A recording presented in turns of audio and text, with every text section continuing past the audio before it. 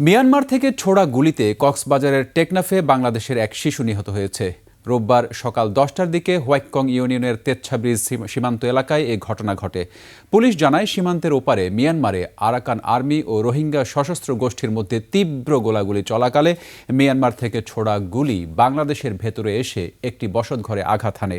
এতে আফনান নামে 7 বছরের এক শিশু ঘটনাস্থলে মারা যায়।